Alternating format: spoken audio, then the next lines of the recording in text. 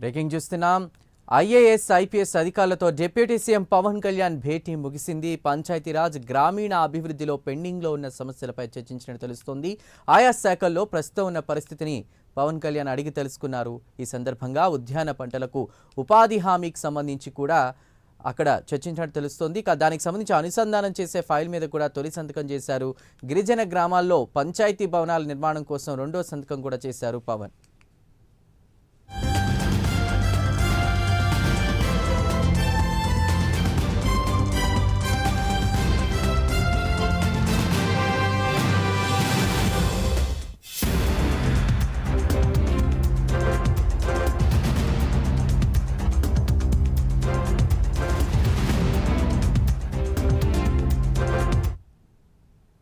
IAS IPS అధికారులతో సమావేశం అనంతరం పంచాయతీరాజ్ గ్రామీణాభివృద్ధి శాఖల అధికారులతో పవన్ కళ్యాణ్ సమావేశమయ్యారు.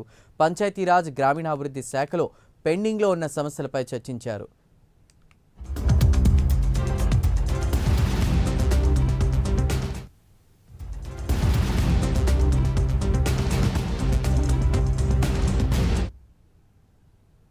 వాటికి ఇదే అంశంపై మరింత సమాచారాన్ని మా ప్రతినిధి సాంబశివరావు అందిస్తారు. సాంబశివరావు,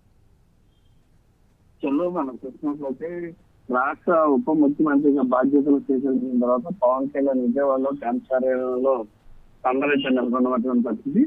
విజయవాడలో క్యాంపు కార్యాలయంలో ఆయన బాధ్యతలు స్వీకరించిన తర్వాత 2 ఫైల్స్ మీద ఆయన సంతకం చేసినటువంటి పరిస్థితి. పవన్ కళ్యాణ్ మరియు మధ్యలో అధికారులు కూడా సమావేశం చేశారు. రాష్ట్ర ఉప ముఖ్యమంత్రి పంచాయతీరాజ్ గ్రామీణాభివృద్ధి అటవీ పర్యావరణ గ్రామీణ రక్షణ మంచినీటి పథకం శాస్త్ర సాంకేతిక శాఖల మంత్రిగా కొణిదెల పవన్ కళ్యాణ్ అయితే ఈ రోజున బాధ్యతలు స్వీకరించడం జరిగింది. తర్వాత ఆయన స్వీకరించిన తర్వాత ఆయన అక్కడ ఏదైతే వేద పండితుల చేత కానీ వీరందరితో కూడా మంత్రించడం జరిగింది. తర్వాత ముఖ్యంగా మనం చూసినట్లయితే ఆయన ఇక్కడ గిరిజన గ్రామాల్లో పంచాయతీ భవనాల నిర్మాణం కోసం ఆయన అదేవిధంగా పిఆర్డబ్ల్యూజీ ముఖ్య కార్యదర్శి శశిభూషణ్ కమిషనర్ కన్నబాబు, అటవీ శాఖ పిఎస్ చిరంజీవి చౌదరి వీళ్ళందరితో కూడా ఆయన సమావేశం ఏర్పాటు చేయడం జరిగింది.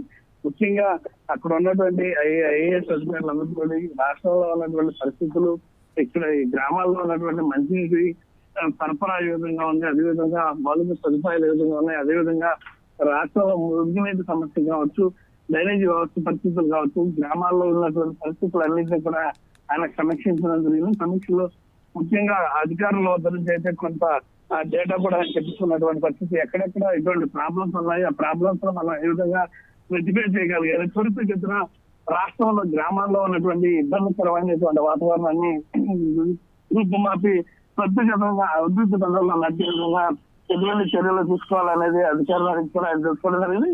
అదేవిధంగా గత కొద్ది రోజులుగా ఆయన దగ్గర ఉన్నటువంటి సమాచారం మేరకు అదేవిధంగా అక్కడ ఉన్నటువంటి అధికారులతో మాట్లాడుతూ దానికి సంబంధించి శాఖాపరమైనటువంటి చర్యలు తీసుకోవడం, ఏదైతే అక్కడ ఉన్నటువంటి పని చేయని వారిని కూడా పనిచేసే విధంగా అక్కడ ఉత్తీర్ణాలను కూడా ఆయన చదవడం కూడా జరిగింది. అదేవిధంగా ఇక్కడ ఉన్నటువంటి మొత్తం అటవీ శాఖ అధికారులందరికీ కూడా ఏదైతే ఇబ్బందికరమైనటువంటి వాతావరణాలు ఉన్నాయో వాటన్నిటిని కొద్దిగతిన ప్రణాళికాబద్ధంగా మొత్తం కూడా క్రియేట్ చేయాలని కూడా ఆయన ఆదేశాలు ఇవ్వడం జరిగింది.